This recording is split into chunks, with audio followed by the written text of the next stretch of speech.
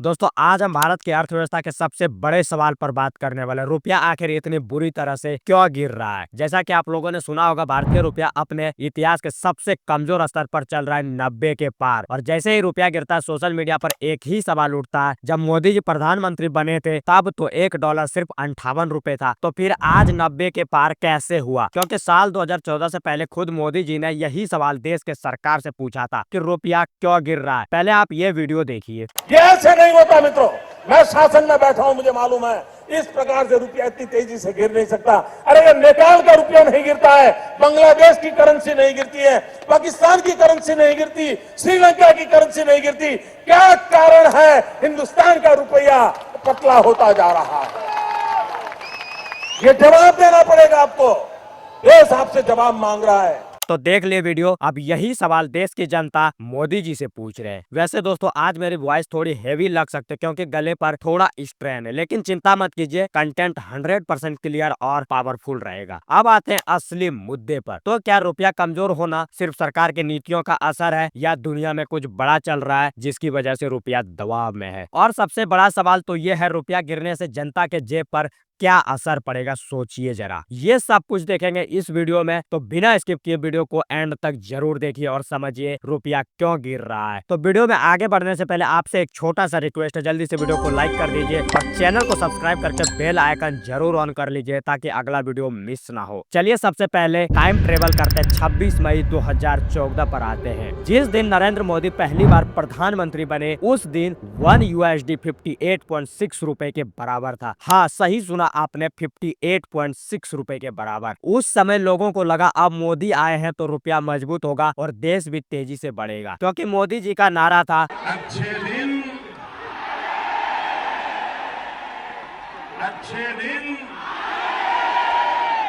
अच्छे दिन आने वाले हैं। लेकिन जैसे जैसे साल आगे बढ़े, रुपया धीरे धीरे फिर तेजी से कमजोर होने लगा। यानी 11 साल में रुपए ने 58 से 90 तक का सफर तय कर लिया। कुल गिरावट 30 रुपए पार कर गया। तो दोस्तों कुछ लोगों का सवाल ये भी है कि इंडिया की करेंसी सिर्फ सरकार की वजह से गिरी है। तो सबसे पहले एक बात साफ कर लें, किसी भी देश की करेंसी केवल सरकार की वजह से नहीं गिरती है। इसमें कई बड़े कारण होते हैं, आइए एक एक करके समझते हैं। Number 1, global economy slow down. दुनिया की अर्थव्यवस्था जब कमजोर होती है तो इन्वेस्टर जोखिम नहीं लेना चाहते। ऐसे समय में उभरते देशों की करेंसी पर दबाव आता है। भारत भी इस ग्लोबल सिस्टम का हिस्सा है, इसलिए रुपया प्रभावित होता है। Number 2, oil import. भारत को 85% तेल डॉलर में खरीदना पड़ता है। तेल महंगा होगा तो देश और ज्यादा डॉलर खर्च करने होंगे। जितनी ज्यादा डॉलर की मांग होगी उतनी ही रुपया कमजोर होगा। नंबर 3, डॉलर की मजबूती। जब दुनिया को लगता है कि अमेरिका सुरक्षित है तो सब डॉलर खरीदने लगते हैं, फिर डॉलर मजबूत होने लगता है और बाकी करेंसी अपने आप कमजोर हो जाती है। नंबर 4, फॉरेन इन्वेस्टर का पैसा निकालना। जब फॉरेन इन्वेस्टर स्टॉक मार्केट से पैसा निकालते हैं तो वो अपनी रकम डॉलर में बदलते हैं। इससे डॉलर की मांग बढ़ती है। जब डॉलर की अचानक ज्यादा मांग होती है तो लोग अपने रुपए बेचते हैं। ज्यादा लोग रुपए बेचेंगे तो उसकी कीमत पर दबाव बनता है, यानी रुपया कमजोर होने लगता है। नंबर 5, यूएस इंटरेस्ट रेट का बढ़ना। यूएस फेड जब इंटरेस्ट रेट बढ़ाता है तो दुनिया की फंडिंग अमेरिका की ओर चली जाती है, क्योंकि वहाँ रिटर्न ज्यादा मिलते हैं। इससे भारत जैसे देशों से पैसा निकालता है और फिर रुपये की वैल्यू कमजोर होती है। नंबर 6, भारत का ट्रेड डेफिसिट, यानी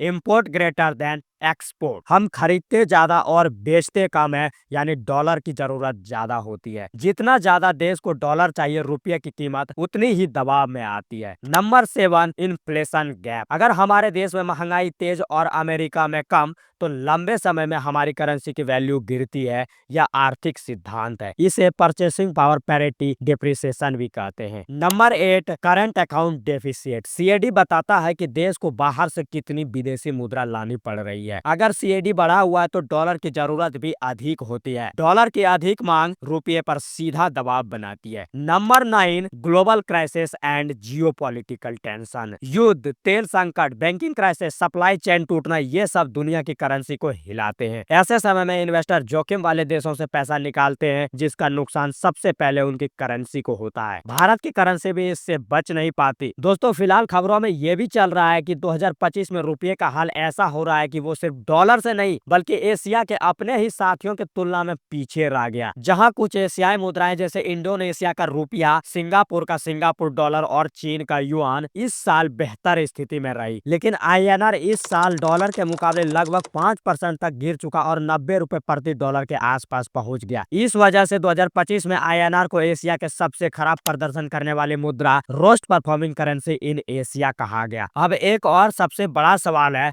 अगर रुपया इतना गिर चुका है तो इससे जनता के जीवन पर क्या असर डालेगी, आइए जानते हैं। रुपया गिरने का असर किसी एक गवर्नमेंट तक सीमित नहीं है, इसका असर आपके घर तक भी आएगा। पेट्रोल डीजल महंगा होंगे, कुकिंग ऑयल महंगा, इलेक्ट्रॉनिक महंगा, फॉरेन एजुकेशन महंगी, फॉरेन ट्रेवल महंगा, गोल्ड महंगा, मेडिकल इक्विपमेंट महंगे, कार महंगी। तो दोस्तों ये साफ है कि रुपया गिरने का असर सिर्फ सरकार या अर्थव्यवस्था तक सीमित नहीं रहता। तो दोस्तों सवाल ये उठ रहा है, क्या रुपया अब और गिरेगा या अभी के फिसलन का असर कुछ महीनों तक सीमित होगा? आइए आंकड़ों और विशेषज्ञों की राय से देखते हैं। फिच रेटिंग एक बड़ी फाइनेंशियल एजेंसी कह रही है कि रुपए और नीचे गिरने की संभावना ज्यादा नहीं है। अगर सब ठीक रहा तो 2026 तक रुपए की हालत सुधर कर लगभग 87 रुपए प्रति डॉलर तक पहुंच सकती है। वहीं कुछ संस्थानों एनालिस्ट का मानना है कि अगर फॉरेन इन्वेस्टमेंट और एक्सपोर्ट पर दबाव बना रहा तो रुपये की गिरावट 95 रुपए प्रति डॉलर तक या इसके आसपास भी जा सकती है। इसलिए ये कहना कि रुपया अब और गिरेगा या रुपया अब संभलेगा, ये दोनों में से कोई भी निश्चित नहीं है। लेकिन हाँ, अगर ग्लोबल फैक्टर बने रहे जैसे कि dollar strong, foreign investment low, oil price increase, international economic instability, तो रुपए पर दबाव बने रहने की